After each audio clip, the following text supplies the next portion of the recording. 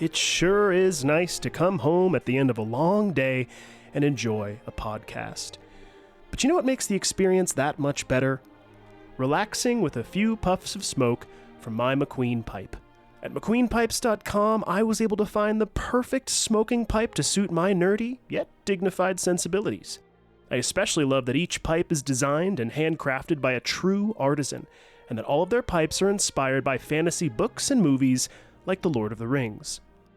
Being a bit of a hobbit myself, my pipe is called the Barrel Rider, but they've also got pipes for wizards, rangers, dragon riders, or even goblins. If pipe tobacco isn't your thing, no worries. McQueen Pipes has got you covered with attachments for vaping or even cannabis. Head on over to McQueenPipes.com and use the code BIOGRAPHERS at checkout to receive 15% off of your entire order. Go ahead, treat your nerdy heart to something you'll cherish and enjoy your podcast listening experience in style with a McQueen pipe. That's Mac like mac and cheese and Queen like the band. McQueenPipes.com and use the code BIOGRAPHERS at checkout for a 15% discount on your whole order. Cheers, everyone, and happy podcasting.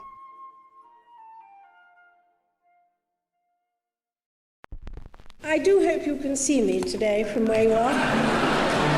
Ich bin ein Lily. If I'm generally anything, I guess I'm generally miserable.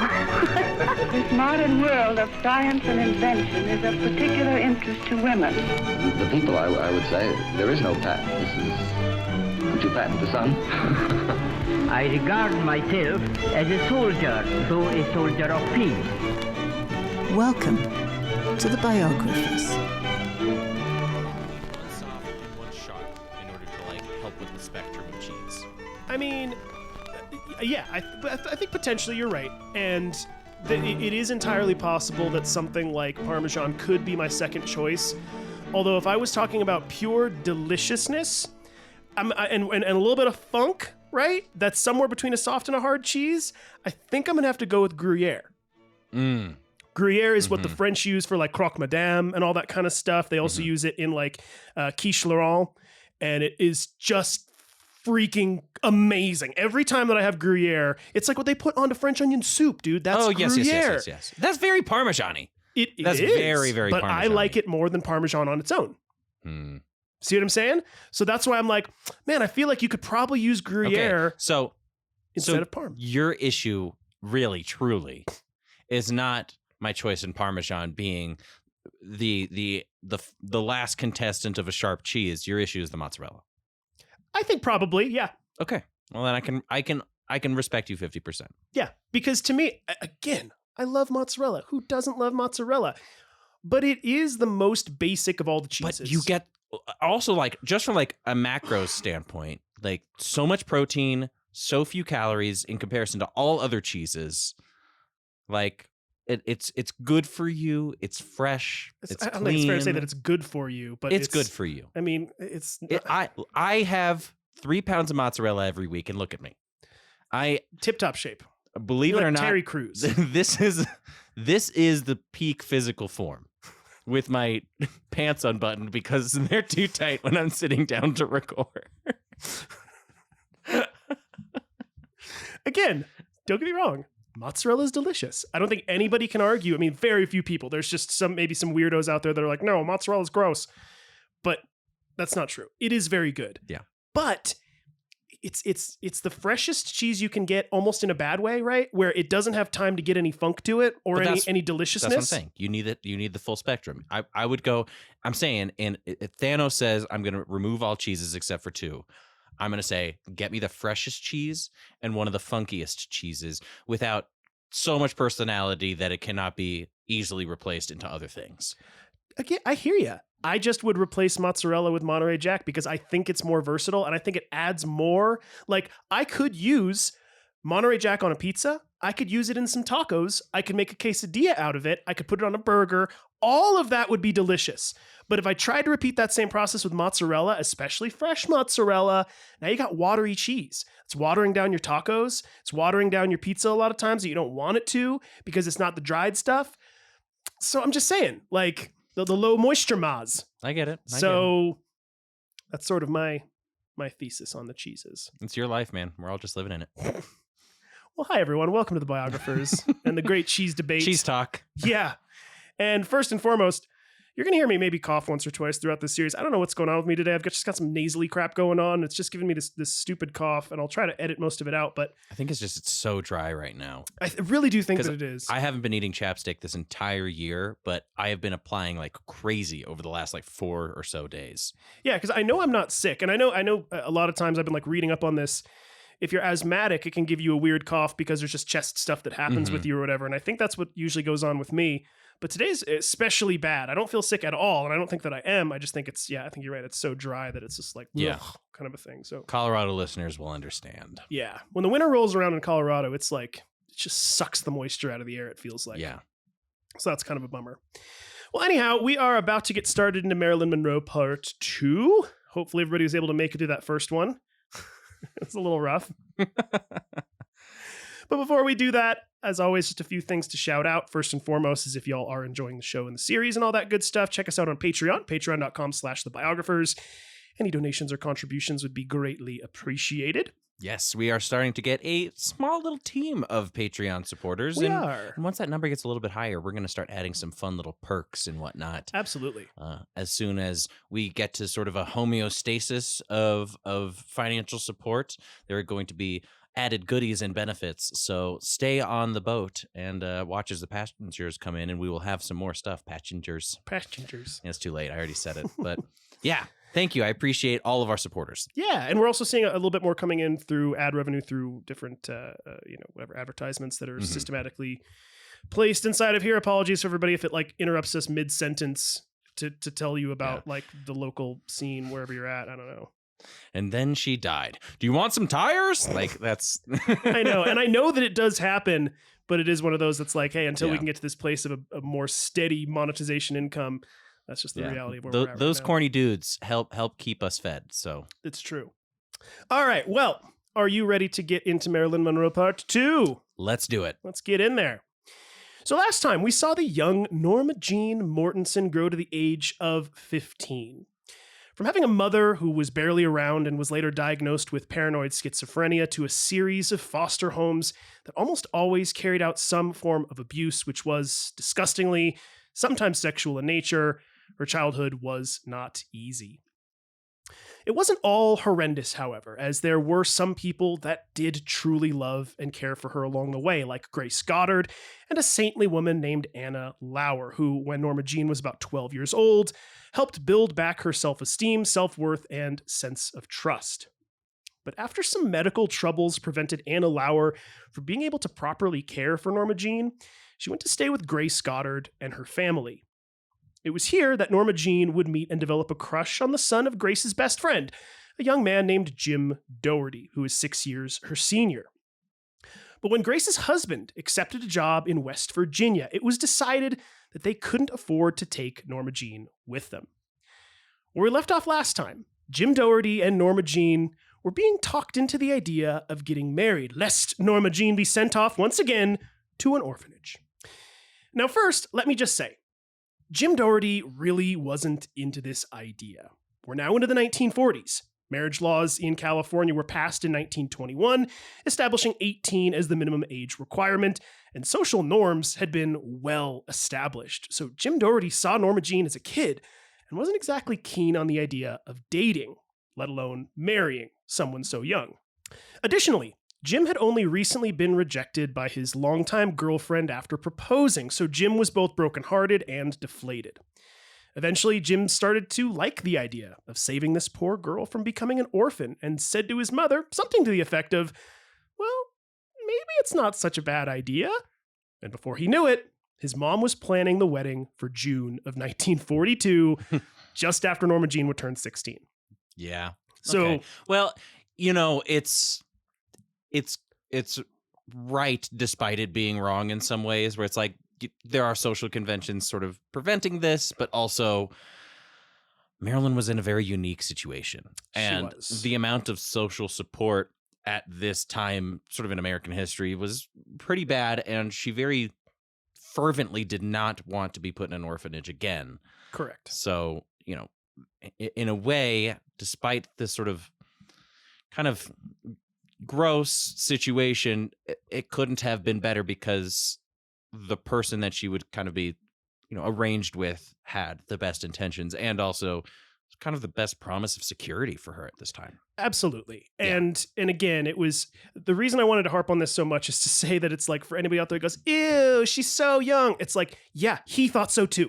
Yeah. So it wasn't like this, like him being like, oh yeah, totally, I'm into it. He was like, dude, It's like a Tyrion and Sansa sort of situation there. Honestly, it was. Where he's like, I'll just sleep on the couch. We have to do this, but I'm just gonna, And yeah, we'll kind of talk about that as we get there, but it was, it was not as cut and dry. It wasn't just like some predator being like, sure, sounds good. It was like his mom really had to talk him into it and like kind of explain all the ins and outs and say, this is why it'd be so good. You'd be helping her, but like a bit of mom manipulation before he was not like, well, I mean, I guess. Yeah. I mean, even see what you're saying. Yeah. And then she was like, okay, then June married. Like it was really fast. And that's honestly, even for contemporary standards, everybody knows somebody from high school who was like, oh yeah, and then we got married and we had 4 children. Yes, he was working at the gas station right by my high school. I was 16, he was 23, and you're like, whoa, pump the brakes. And like to see that sort of level of self-awareness back in like the 1940s is actually kind of impressive. And yeah, refreshing. Yeah. It's actually kind of reminds me of, I don't know if this was before your time or whatever, but there was a show that was really popular 10 or 15 years ago called Duck Dynasty. I remember that one, yeah. And the like patriarch and matriarch of the family or whatever, I remember like hearing something about their age disparity at one point and being like, wait, what? And I looked into it and it was like she was 16 and he was like 24 or 5 or 26 or something like that, I want to say. And it was like, whoa now. But like from her perspective, she was like, no, it was me. I was the one who was like, I want to get married. I know what I want to do. This is the guy for me. I wanted to, and she's like, they've been married for like 40 years or whatever. So it is one of those weird ones where you're morally like, gray, but also like, yeah. Yeah, exactly. But anyway, this guy's a mensch, as you were saying. Seems like a good guy. Now, Norma Jean had a bad case of puppy love with Jim Doherty, and marrying him also meant she could become relatively independent, along with avoiding another foster care situation or an orphanage. So she was kind of into the idea. Now, with the wedding date set, the couple went out, bought a modestly priced engagement ring at Norma Jean's insistence, and began to date more consistently. At the end of the school year, she also dropped out of high school, something she would regret and feel insecure about for the rest of her life, later lying about it to prospective employers and hiring private tutors. So it was something she always looked at and was like, damn, I shouldn't have dropped out of high school, but it seemed to make sense at the time. Yeah. She was now going to be like a housewife, basically. Now, much to Jim's surprise, he found that he was really starting to fall in love with his fiancée, a feeling that would grow stronger as time went on. So on June 19th, 1942, Norma Jean Mortensen became Norma Jean Doherty, after being walked down the aisle and given away by Anna Lauer, the closest thing she had to a real mother. Oh, that's sweet. Anna even sewed together Norma Jean's entire wedding dress by hand. Wow. So cool.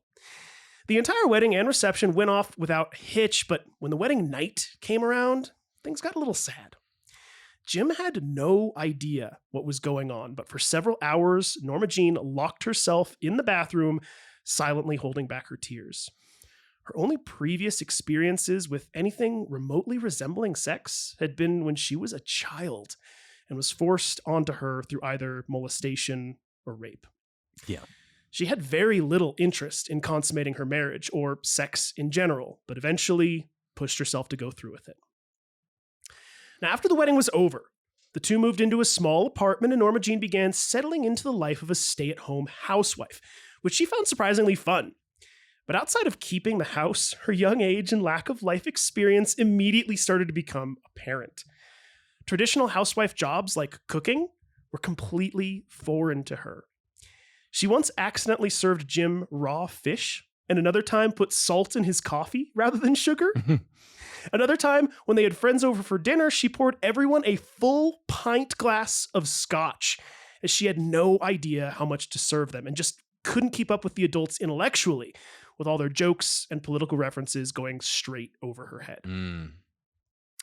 But Jim was very kind and was always a pretty good sport about everything.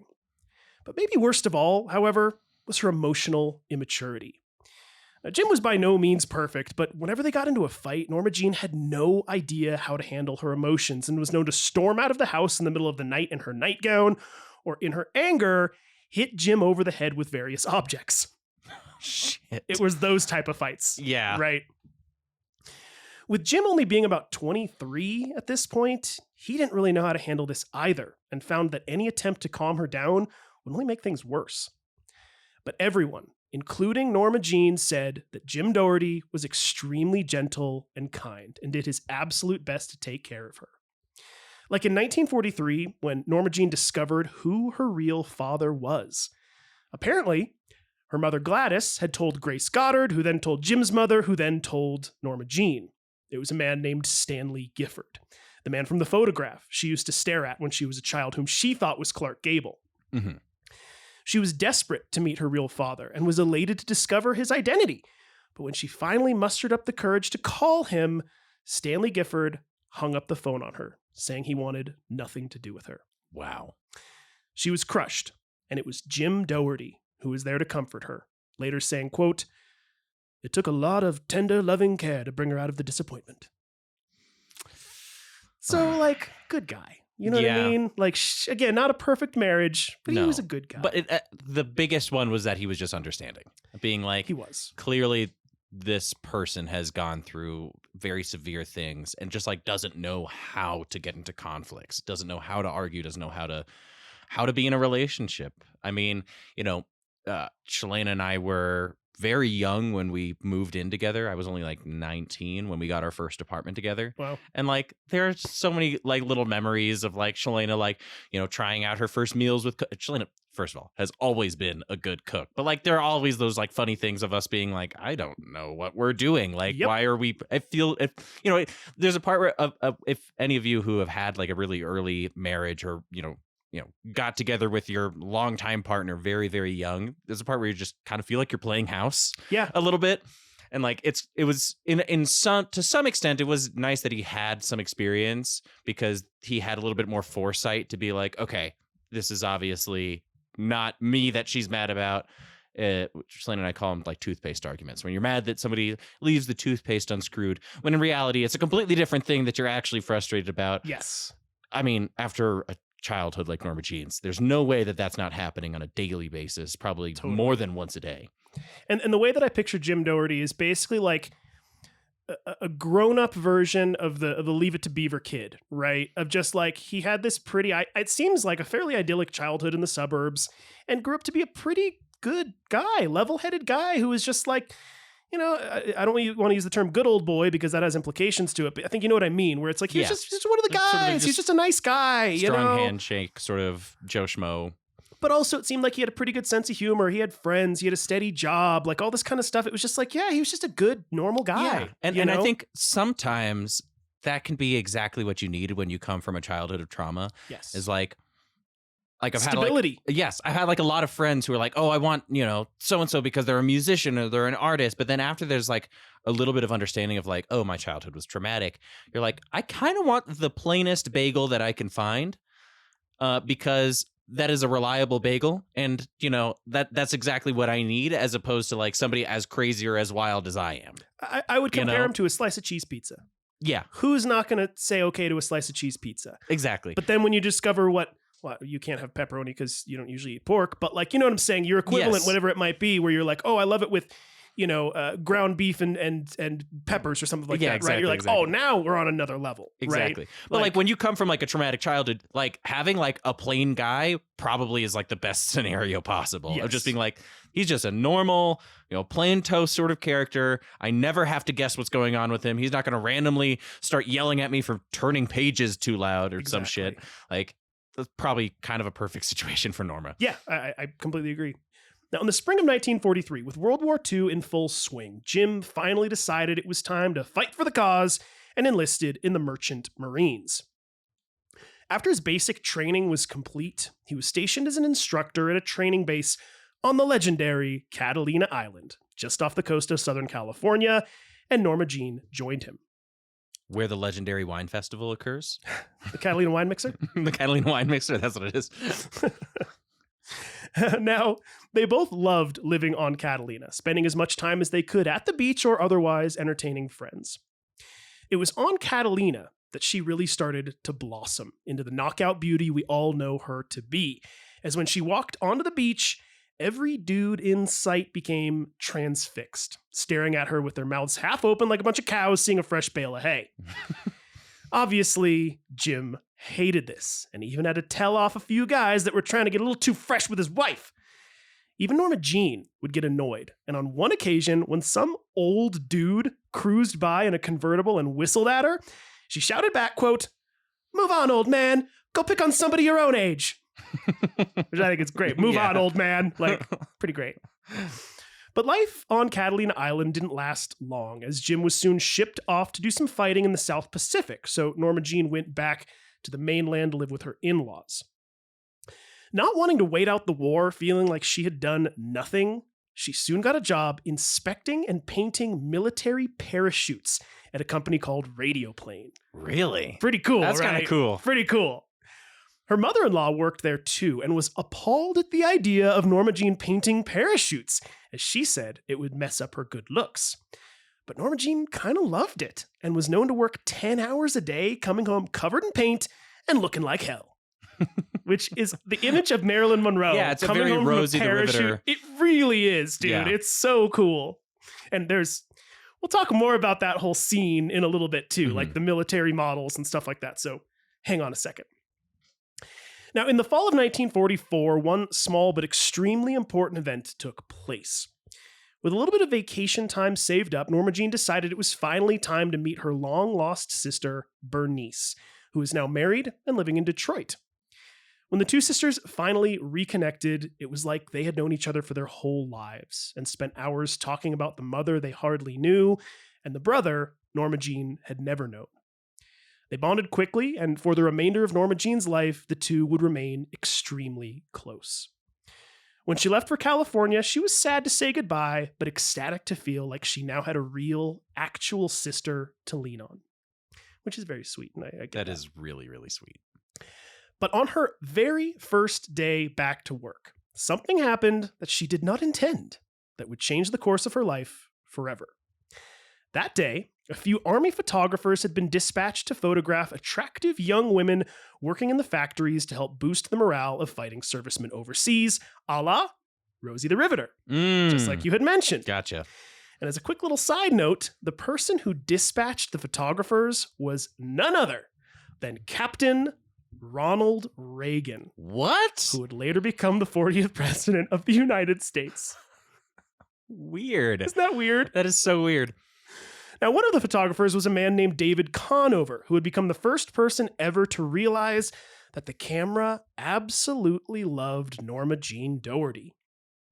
When he got home that night to develop the day's pictures, he came across the photos of Norma Jean and knew he had struck gold. He came back again the next day, this time taking a series of photos with her doing a variety of factory jobs and in various outfits. The photo shoot was transformative. Norma Jean had a newfound sense of direction, ambition, and excitement. When she found out modeling paid $5 an hour, she got really excited, as that was what she currently made working a full 10-hour day at the factory. Wow. It was that much more lucrative. That's nuts. Now, initially, she didn't want to tell Jim about her new career as a model, but when she finally did, he was actually pretty supportive. His only condition was that after the war was over, she give it up, as he wanted to settle down and start a family. But secretly, Norma Jean had no interest in being a mother. Surprise, surprise. Yeah, I was about to say. After a good handful of successful shoots, she managed to get an interview with a prestigious modeling agency called the Blue Book Agency.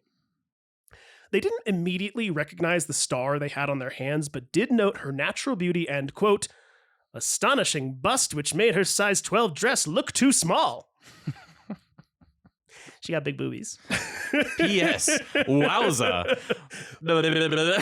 Honestly, yeah, they were like, yeah, she's pretty and everything, but holy moly. I'm just thinking of like all the old timey ways to put that. Nice bazongas. And boat on honkaroos. Now, Because she had a more classic curvy body type, she was soon being assigned to pinup photo shoots, though they did have to teach her how to not smile so widely, as her smile was so big, it created unwanted shadows across her face. That's kind of funny. It's like also like amazingly cute. Yeah, that is where very it's like cute. you smile so big that it's actually a bad thing for lighting. Yeah. So you that's don't smile funny. as big. She was like, oh, okay, I won't. Okay. I'm curious about this. Do you know like the etymology of the word pinup? Is it because they would pin up the posters of the ladies on the wall, or is it because like the clothes were pinned up, so that it was like a shorter skirt? I don't know. I actually don't know. I'll put that as a question we asked ourselves and answer that in the office hours. Yes. Or And if whatever. anybody wants to send us an email with the answer, I would love to find out. The Because Biographers Podcast. my at guess gmail.com. is yes, exactly. Biographers Podcast at Gmail, right? My guess is that it's pinned to the wall. That right? is a But good you could guess. also be pinning up your clothes. Yes. So I don't know. Yes, I think the pinning it to things that makes the most sense, but I don't know. Yeah. We'll find out. We'll do some research on that one. But the more that Norma Jean went off on various modeling trips, the more unhappy Jim became, and the more their marriage began to unwind. Then, in the early months of 1946, one of her biggest transformations would take place. See, up until now, she had been rocking her naturally very curly reddish-brown hair that many of her photographers described as a mop that seemed to be glued in place. So they would say, like, move your head around to try to get, like, hair movement. It would just not move at all. Yeah. It was, like, glued to her face, basically.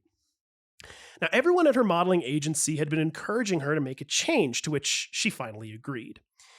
So, in February of 1946, Norma Jean would enter a salon as a curly-haired redhead and leave with a chemically straightened head of bleached platinum blonde hair.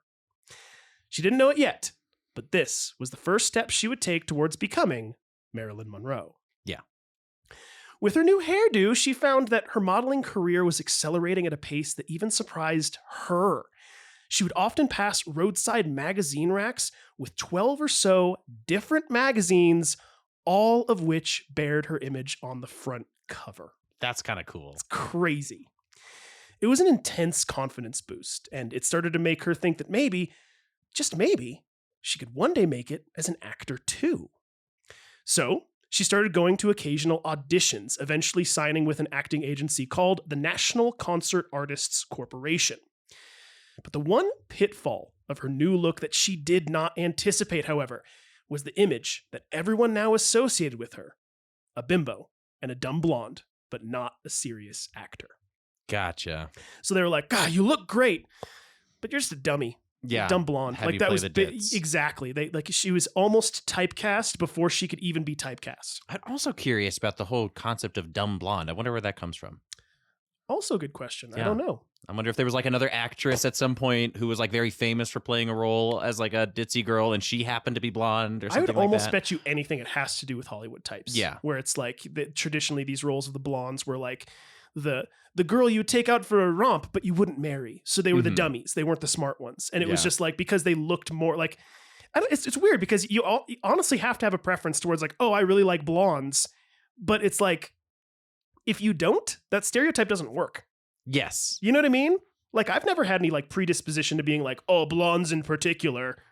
There are attractive blondes. There are non-attractive blondes. You know? Yeah, and it's really that whole sort of stereotype of blondes being dumb is very pervasive. Like I remember my mom telling me when she was a kid, she would like have a list of dumb blonde jokes, at the ready in case somebody wanted to make a joke and, she could beat them to the punch, that sort of thing. Oh, it's like Polish jokes. And it doesn't make any sense because if you look at the Polish contributions to sciences and mathematics, it's Wait, astonishing. Is there a thing about Polish people?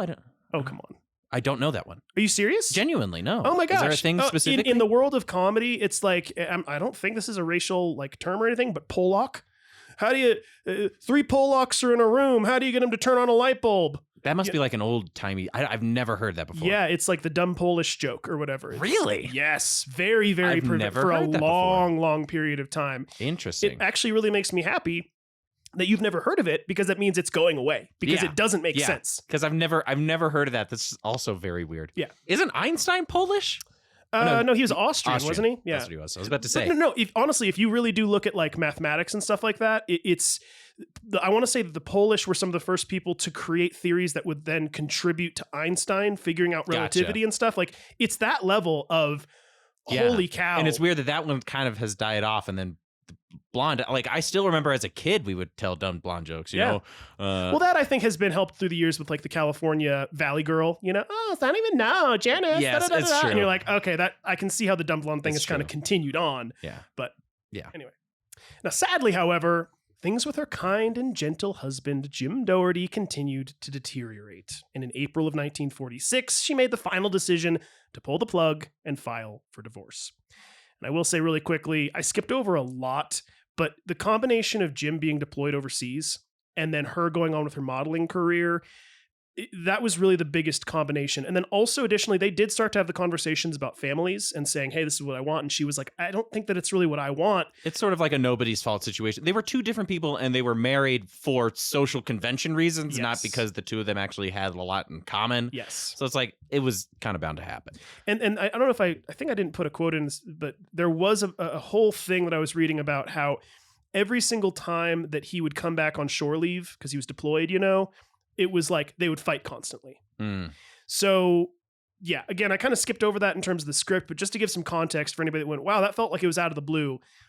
It's just not that exciting of a story. It's just sort of a tale as old as time of like, I mean, they were just two different people. She was super young when they married. He was overseas. Her career was starting to blossom. They fought a lot. In a way, like he helped nurture her to become independent in a way that was incompatible for the two of them. Yes, I think that's a good way. So like she grew into herself, and herself was not somebody that wanted to just be a housewife. Yeah. So Jim knew they had problems, but was unaware that things had escalated to this point for his wife. At first, he was in denial, refusing to believe she had actually gone so far as to send him divorce papers while he was still out at sea. But once he was back in California, he knew that their time together had come to an end. She was moving on, and was even seeing a man in Las Vegas, whom she had met during a modeling gig. Jim was pretty heartbroken and pretty darn confused. He really had loved her and had tried his best to make her happy, but their divorce would be finalized a few months later. Now, on a professional side of her life, things were starting to accelerate. She had appeared on over 30 magazine covers, one of which caught the attention of filmmaker, entrepreneur, and aviator Howard Hughes, who mentioned her name to a reporter during an interview, which then landed Norma Jean in her first ever gossip column. Really? So the reason she got into a gossip column is because somebody was interviewing Howard Hughes. He was like, by the way, have you seen that model, that blonde who's on these magazines? I think her name's like Norma Jean or something like that. And they were like, oh, Norma Jean, who is this person? So it was because of Howard Hughes in a weird way. Yeah. It's pretty bizarre. Now, this gossip column then caught the attention of 20th Century Fox's head of talent, Ben Lyon.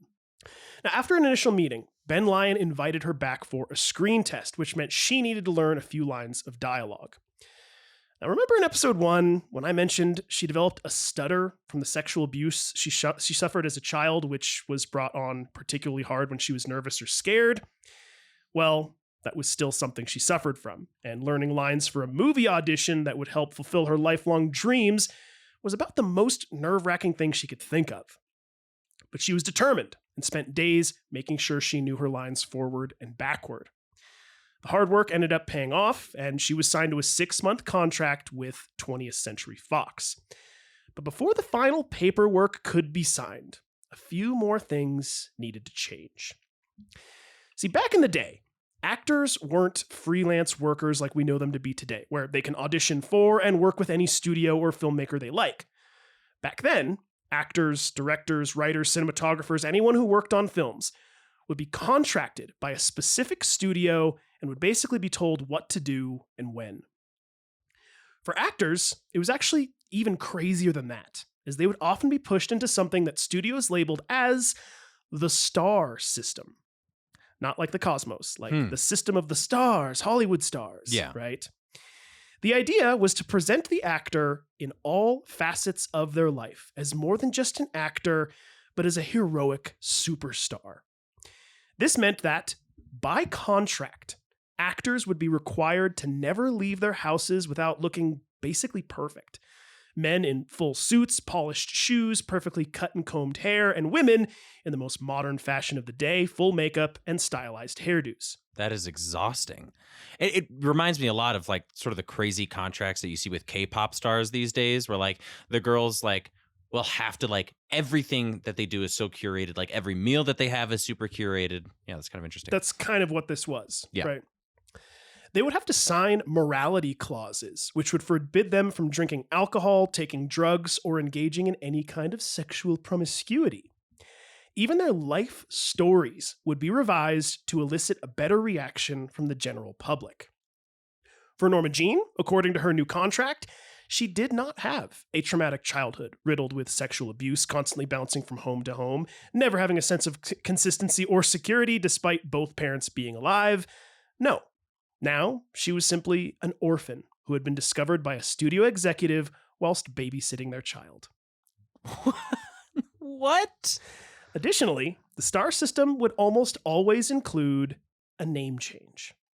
According to Ben Lyon, Norma Jean Doherty just wasn't a superstar's name. They needed to come up with something better. Norma Jean wanted to use her middle name in honor of her favorite movie star, Jean Harlow. So that's what she wanted to be called, was Jean. But Ben Lyon vetoed that idea, saying she really reminded him of an actor from the 20s and 30s named Marilyn Miller. She didn't really like the name Marilyn and said she didn't even know how to spell it, but conceded with the condition that she could adopt her mother's maiden name of Monroe. It was almost like the star system had her signing up to become an entirely new person.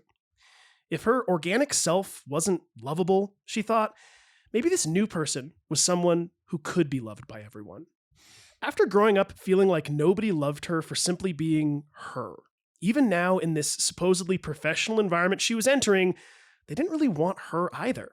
They wanted a contrived, carefully constructed version of herself that they thought would be more appealing emotionally and sexually. When she finally got home that night, excited by the notion that she was on her way to becoming a superstar actor, she stood in front of the mirror, picked up a tube of red lipstick, and wrote across the surface, quote, "This is the end of Norma Jean." The day was August 24th, 1946, the day that Norma Jean Doherty died and Marilyn Monroe was born. Cool and troubling. Yes.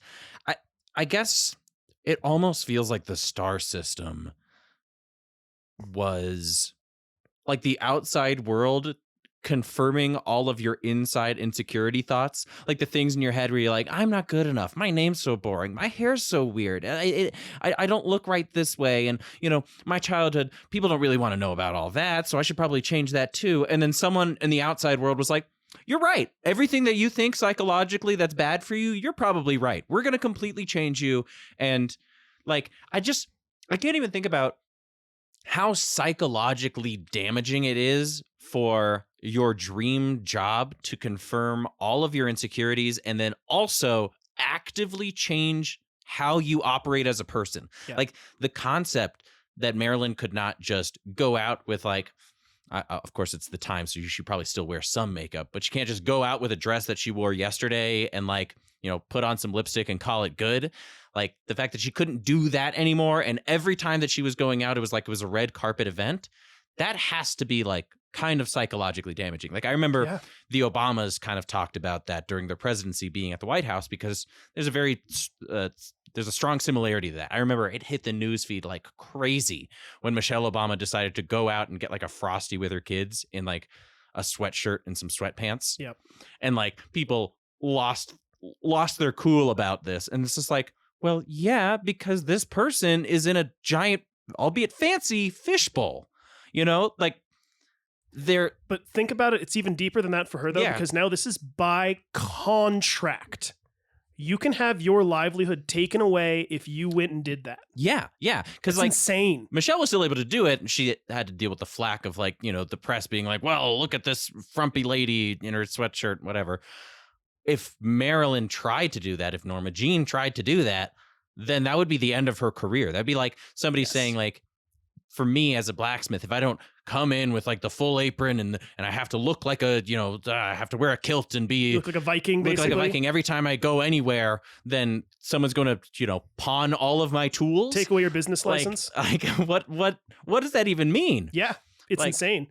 The absolute lack of division between professional and personal is just like so psychologically damaging. If you were a healthy person, if you were somebody who had a healthy childhood, maybe you could manage that. But for somebody who had, a jigsaw puzzle of an identity, that's wildly damaging.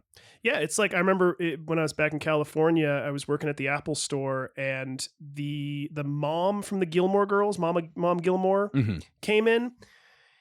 Barely would recognize her because she was like, it looked like she just came from the gym.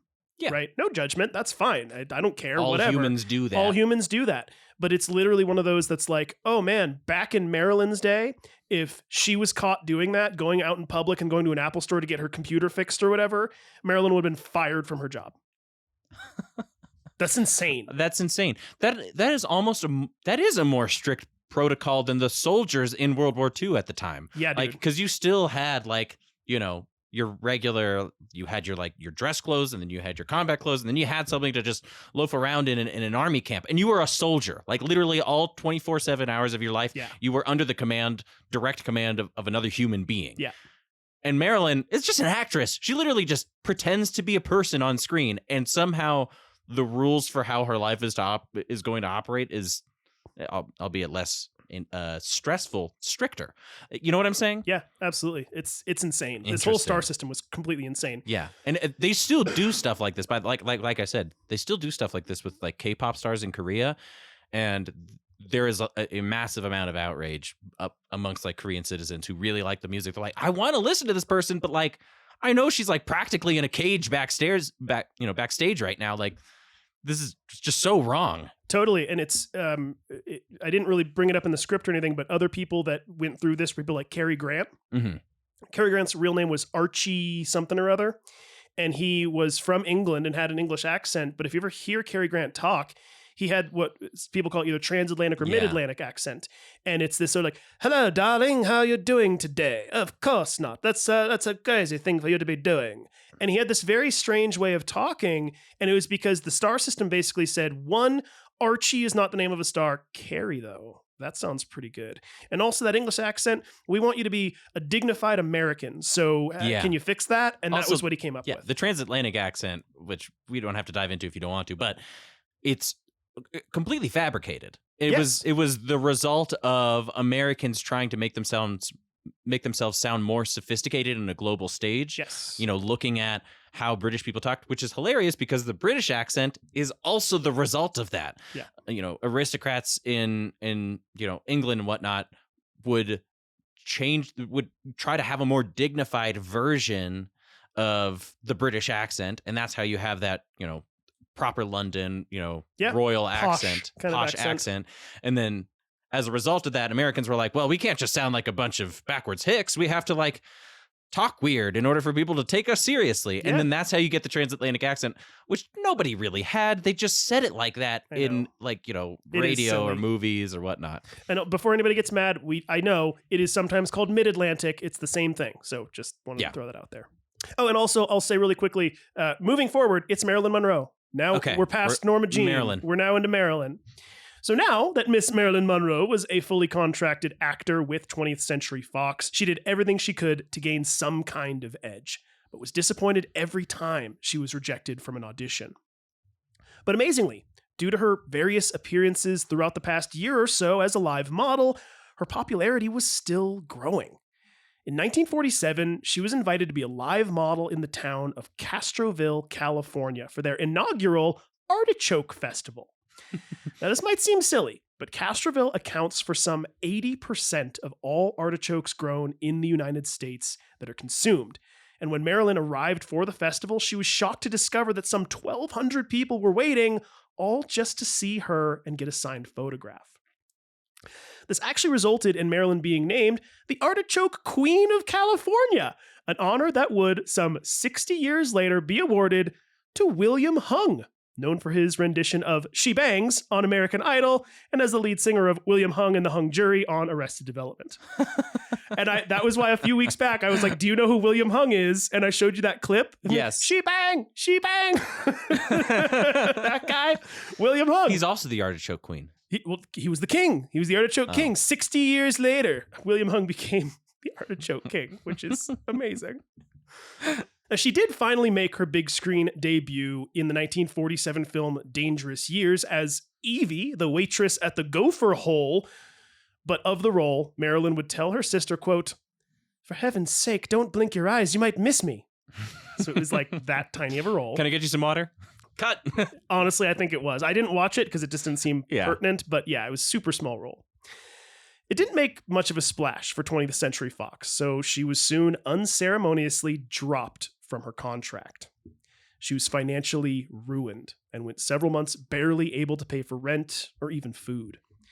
She grew depressed, oftentimes moping around her apartment, feeling sorry for herself, but continuing to take acting and singing lessons.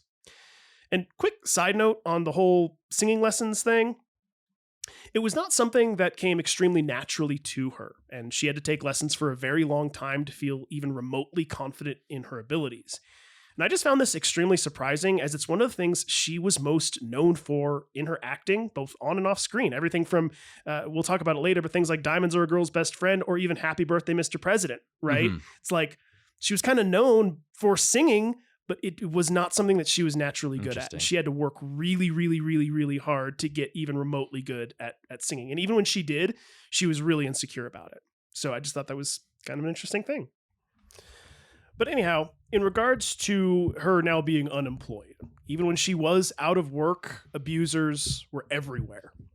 While attempting to cash a check on a Sunday afternoon when all the banks were closed, a police officer approached her saying he would help her get the check cashed across the street at a clothing store.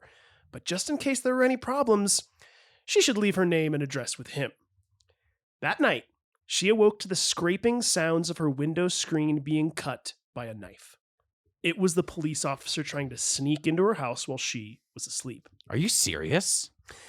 We can only speculate on his intentions, but I'd be willing to bet he wasn't there to politely ask her on a date. Wow. She ran screaming from her front door to her neighbor's house, who called the cops and indeed identified the intruder to be a member of the LAPD. This would be the start of a lifelong apprehension to ever trust the police, and one more reason to trust almost no one. Yeah. I mean, it's insane, right? It's so that's creepy. Terrifying. It's terrifying. That's terrifying. Because, like, what are you going to call the cops? Right. Like, the cops are the ones trying to get me. Yeah. Well, she didn't know initially who it was. She was like, who is this person? And then when the cops came, which apparently was pretty quickly, because they were able to find this guy, they were like, oh, yeah, he's a cop with the LAPD. And it was that cop that she was like, here's my name and address. To him. Probably a slap on the wrist and a week-long suspension with pay. You know what I mean? Like, jeez. But for about a year after being dropped from 20th Century Fox, Marilyn bounced around from apartment to apartment and continued to pursue various contacts in the movie business, oftentimes by attending swanky parties. But again, abusers were everywhere, with the swanky parties offering no safe haven. She would later recall being held down while two men attempted to rape her. And on one occasion, actor-director Orson Welles recalled a time when, at a party, out of nowhere, some douchebag reached over and tore off the top of her dress, exposing her breasts for all to see. Oh my God. She laughed off the molestations, which was her coping mechanism, but would later write, quote, "Hollywood is a place they'll pay you $1,000 for a kiss and 50 cents for your soul." Yeah, man. Ooh, goosebumps, man. It's like so creepy. Now, a handful of old, rich, sleazy Hollywood moguls tried to get her into bed or even marry her, and over the years, many have tried to smear her reputation by saying she slept her way to the top, but none of this can be confirmed. There may have been a few instances where she did, indeed, feel obligated to give sexual favors, but it seemed more like a desperate attempt to not be fired rather than move to the top. Yeah. But with piggish men dominating every aspect of Hollywood, what else could she do? Yeah, this is like how the system works at this time. And up until maybe 5 or some odd years ago, continued to work, it seemed like. Yeah, I mean, hell, even Terry Crews got assaulted by one of the directors.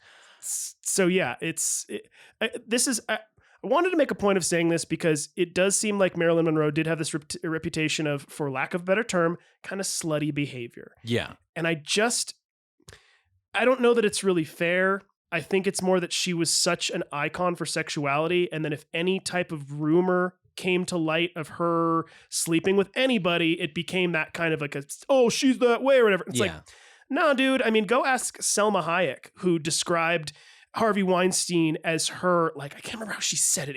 It's horrible to listen to, but she was like her dark master that she couldn't escape, more or less. Yeah. Like, you know, it happened for a very, very long time to beautiful people, not even just women in Hollywood. So, and I'm sure it still does to an extent. I hope it's gone down and things are getting cooler, but like, again, it's only recently this has started to really come to light and people started to say, hey, this needs to stop. Which is crazy.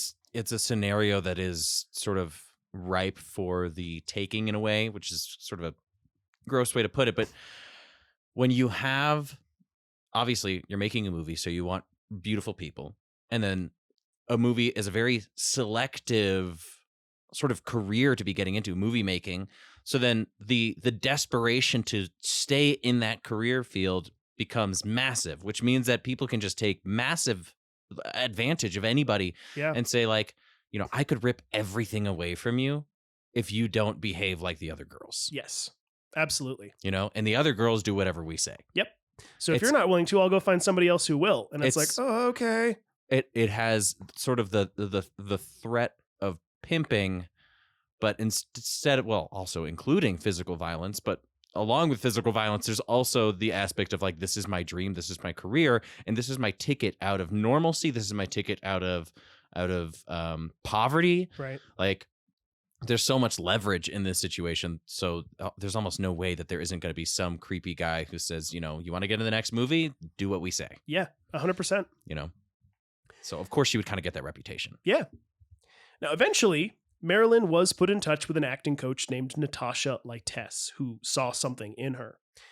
It took some convincing, but finally, on March 9th, 1948, Marilyn was signed on as an actor with Columbia Pictures, making $125 per week, which converts to about $1,600 in today's currency. So wow. Pretty solid. Not bad. And that was, by the way, at the kind of help of this acting coach, Natasha Lytess. She kind of like got her in the door and helped her out with that. That's a very solid working actress. Yeah, absolutely. Yeah. Her first assignment was a musical called Ladies of the Chorus. So to prepare, she started working with a vocal coach named Fred Karger, and she soon developed a massive crush.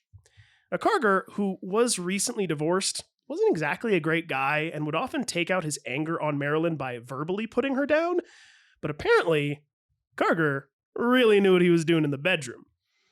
With Karger, a 22-year-old Marilyn would, for the first time ever, experience an orgasm. Does she write this in her memoir? How do we find this out? She told people, and she wrote about it, and when she was interviewed about it and all that kind of stuff, she would respond. She was very candid as things got, you know, she got more famous and stuff. She was very open and honest. Interesting. Yeah, it's interesting because like we said, like she's experienced like so much negative too. It's kind of interesting that she would even, I don't know. Of course, trauma operates in different ways for different people, but like in my head, like if I was experiencing that sort of behavior from men all the time, I would just be as avoidant of men as humanly possible. But also, how can you be in this sort of situation? Well, you know what I'm saying? Check this out. Regarding orgasms, she would say, quote, "Sex is baffling when it doesn't happen. I used to wake up in the morning when I was married and wonder if the whole world was crazy, whooping about sex all the time." So there you go. Okay. She was always like, okay, I guess this is what people do. I don't really know what's the big deal or whatever. So things were getting a little bit better, you know. Now, after being with Karger, she finally got what all the fuss was about. Their relationship did fizzle out, but she would at least learn that sex was something that she could actually enjoy and not associate solely with trauma. So that's just kind of nice. Yeah, you know, kind of answers. I know it's a little racy to be talking about this kind of stuff on the podcast that we do here, but like that made me happy. You know, that was like that an abuse victim like that could grow to go, okay, I get this now. This doesn't have to be a terrible thing. That's nice. It's what we talked about in the first episode, that like autonomy thing, where it's like if I have the leverage, then I'm okay with it, but I'm not okay with when I don't have the leverage. And most of the time, Marilyn did not. But in this instance, this was like the first time of her being like, okay, all right, being sexual isn't all terrible and evil, you know, and her having, like I said, that autonomy. Yeah, absolutely. But with every triumph, the cosmic scales always seem to tip and balance out. Shortly after she was signed with Columbia, she received the earth-shattering news that her beloved Anna Lauer, the woman she viewed as closest to a mother, had passed away. She would later say, quote, "I was left without anyone to take my hopes or my troubles to. I was miserable." Yeah. When Marilyn visited Anna's apartment after her death, she found a book called The Potter, which Anna had left behind for her. In the book, Anna had written, quote, "Marilyn, dear, read this book. I don't leave you much except my love, but not even death can diminish that, nor will death ever take me far away from you." Teary eyes. That's very sweet. Sadly, the hits kept coming, as after Ladies of the Chorus debuted, Columbia Pictures decided there was just no more work for her and canceled her contract. Once again, she was unemployed and broke, but this time she felt completely alone. Then, as fate would have it, on New Year's Eve of 1948, Marilyn would meet a 53-year-old legend of Hollywood named Johnny Hyde, who would fall in love with her almost immediately. Johnny Hyde was only 5 feet tall, and apparently wasn't much of a looker, but was said to be very suave and always dressed to the nines. So basically me. Oh, yeah? I'm kidding. He was vice president of a talent agency called the William Morris Agency, which was one of the biggest and most successful talent agencies at the time. And Johnny Hyde was said to, quote, "sign more actresses with his dick than most guys did with a fountain pen." God. I know, I'm sorry. This is terrible. These people are awful. But I'll talk about Johnny Hyde. He wasn't awful. He was a little bit of like a ladies' man, as much as he wanted to be kind of a thing. But we'll talk about him more here. Okay. I'll trust you on this one. Because it seems like every 2 minutes is like, well, then there was Marcus Two Hands, and he used his 2 hands to unconsensual. Like, it's like, oh God. Now, I'm not going to sit here and try to say that Johnny Hyde was some saintly guy or whatever. No. I'm sure there were some sort of bad things in his past that he tried to take advantage of women. But in the case of Marilyn Monroe, it was beneficial. We'll kind of find out in a few minutes here, but it was like he really did care about her. Okay. It wasn't just that he was like, oh, she's a hottie. Like it was more than that. So anyhow. Now, Marilyn did indeed sign with his agency, but he really was smitten with her.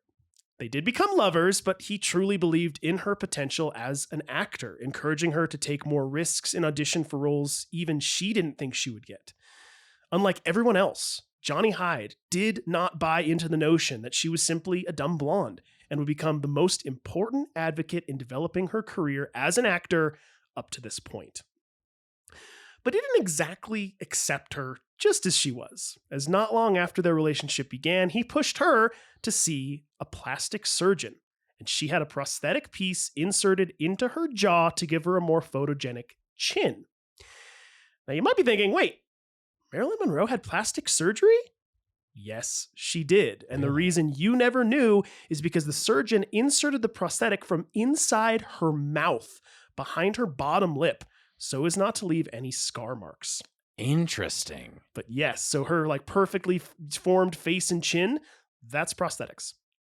Huh. Was that the only work done that we know of? To my knowledge, at least in all the research that I've done, yeah, that's the only real one that she had done. But it is interesting because you can see pictures beforehand and then afterwards, and you're like, it's very subtle and it's very slight, but it is there, and it did contribute to making her look more beautiful. I hate to say. So yeah. And that's not a slight to people who get surgery. That's fine. Whatever makes you happy and makes you feel better or whatever. Yeah. So, just say. Now, Johnny Hyde did beg Marilyn to marry him on more than one occasion, but she refused outright. She simply enjoyed her freedom too much. And though she loved him, she wasn't in love with him. But despite being signed with the talent agency of her part-time lover, the money still wasn't exactly rolling in, and she still wasn't landing any acting gigs. This meant she had to supplement her income with modeling like she had always done before. A few months back, Marilyn had gotten into a small car accident, and as fate had it, a man by the name of Tom Kelly was driving by who stopped to see if he could help. After confirming that everyone was all right, he and Marilyn got to talking. Tom mentioned that he was a photographer, and she responded in turn saying she was a model, though she was trying to focus more on acting these days. Well, Tom said if she was ever interested in being a model for him, here was his business card.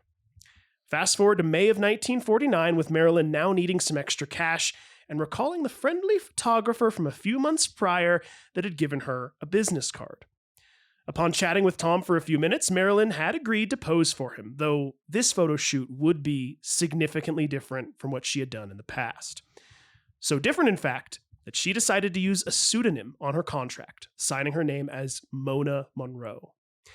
How was this photo shoot so different, you ask? Well, for the first time in her modeling career, Marilyn had agreed to pose nude.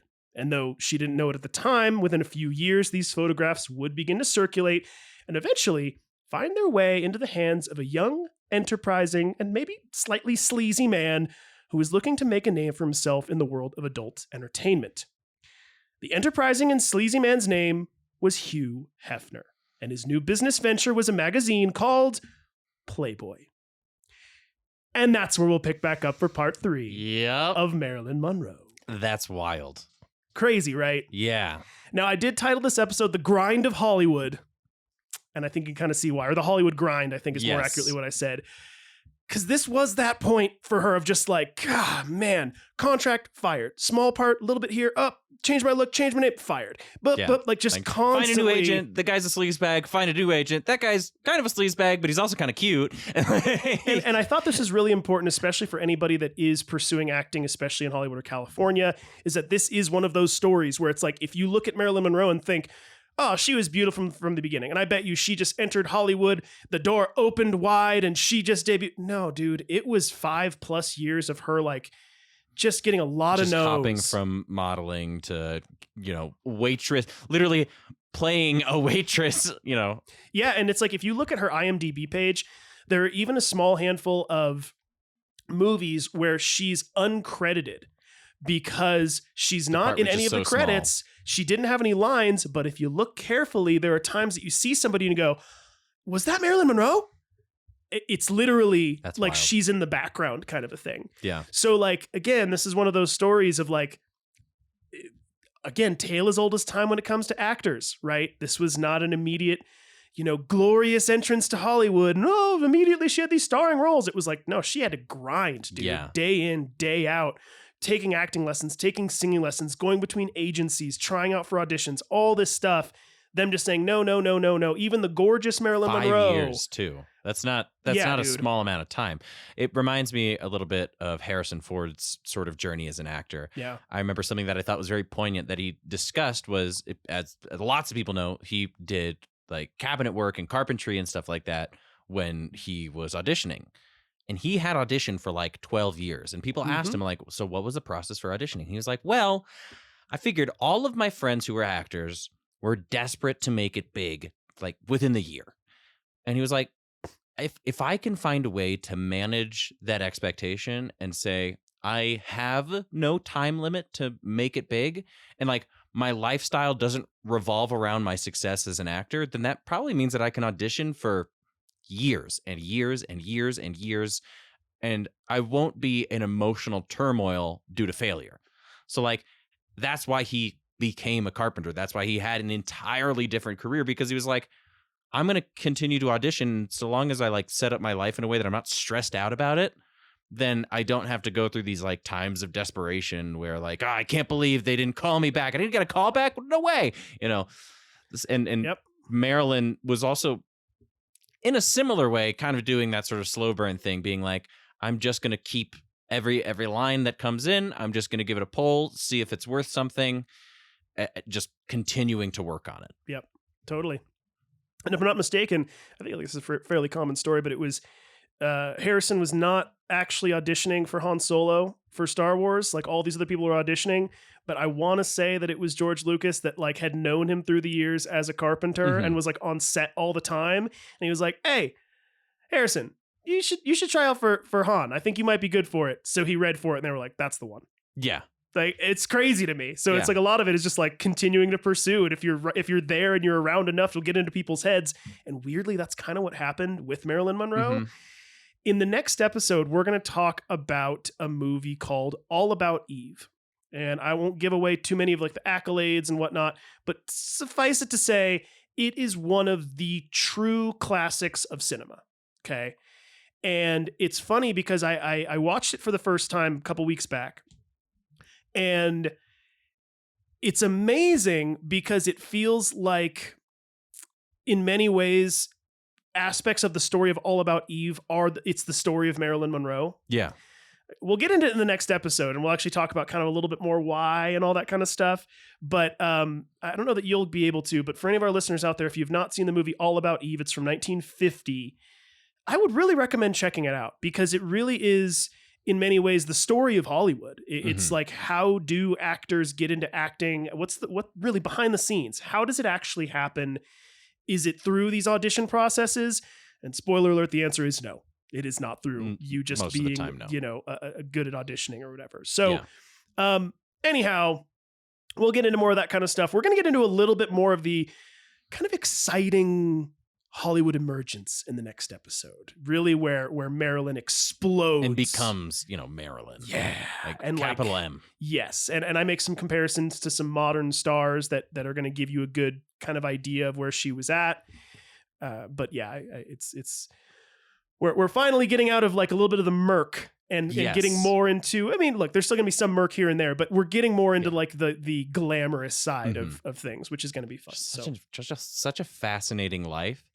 And, I had always had an expectation that Marilyn had been taken advantage of and it had some negative things happen to her in her life. But actually seeing like all of the facets, there's a certain level of like, wow, you just kept going? Really? Yeah. Like that, and that, I know that sounds somewhat insensitive, but like, geez, man, like when you were talking about that she had a fling with another guy, like I said, it's just like even hard to comprehend because like based off of everything that we know about Marilyn at this time, there's just so much negative that's happened. Yeah. And we talk about Marilyn of like being like, this is going to be a sad story. Like, just so you know, this is a sad story. This is sad. But Marilyn was very positive relative to her life. It's true. Like the fact that she had those crazy interactions with dudes and was still like, you know what? I'm gonna take this guy for a spin. See what happens. Maybe we'll have some fun. And then she ended up actually having some fun. That's a very optimistic approach that I'm very surprised by because, like I said, Marilyn's life from the outside is very sad, but she kind of was an optimist at heart. And I cannot emphasize this enough. She was very smart.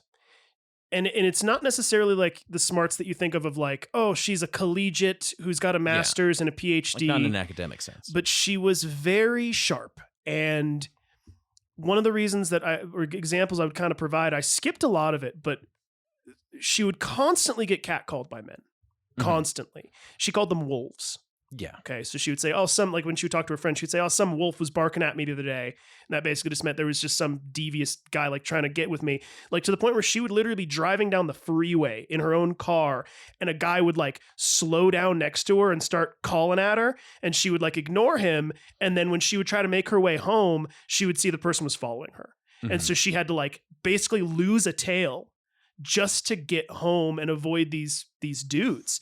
And I think what ended up happening was she started to get this thing in her head of almost, I don't know if this is super accurate. This is my interpretation. Be very weary of attractive men. Because if you look at her track record with people that she generally engaged with over the years, they're not studs. Right. Yeah. So she was with this guy, Johnny Hyde, who she really did love and care about, who's 5 feet tall. She was small. She was like 5'3" or 5'4", something like that. But like he was even shorter than her. Yeah. Apparently not very good looking, but like she really did like him. We're going to see more examples of that with different like directors that she had relationships with that I looked up these pictures of these guys and was just like, boy, you are not a good looking man, but I bet you were a cool guy. Yes. And that was what There's she a was little bit really of security in that to. sense as well, because like if the guy didn't have quite as much of an ego, maybe he wasn't as much of a creep. And it's just crazy how like okay everyone was with being a creep at the time. Oh, It's yeah. so weird. It is very strange to me. It's weird to be like different times, but it was different times. like and wildly different. Yeah. Well, anyhow, that'll do it for part 2 here. Hope y'all did enjoy. We'll wrap things up here. Let everybody go. But as always, if you did like the show and want to support us, you can go to our Patreon page, patreon.com/thebiographers. You can also find us on social media, places like YouTube and Instagram and TikTok, generally going to be at The Biographers. You can also email us at thebiographerspodcast@gmail.com for any questions, comments, corrections. And then as always, for any of your metalworking and knife-making needs, go to Akiva's website. That's going to be metalwork by Meola, MEOLA.com. You can use the code biographers at checkout, get 10% off of your order. Anything else, my friend? I think we're all set. Doing good. All right, everybody. Well, I hope you did enjoy. And like always, do remember, ignorance is not stupidity. It is the absence of knowledge. And I do hope you all learned something today. See ya.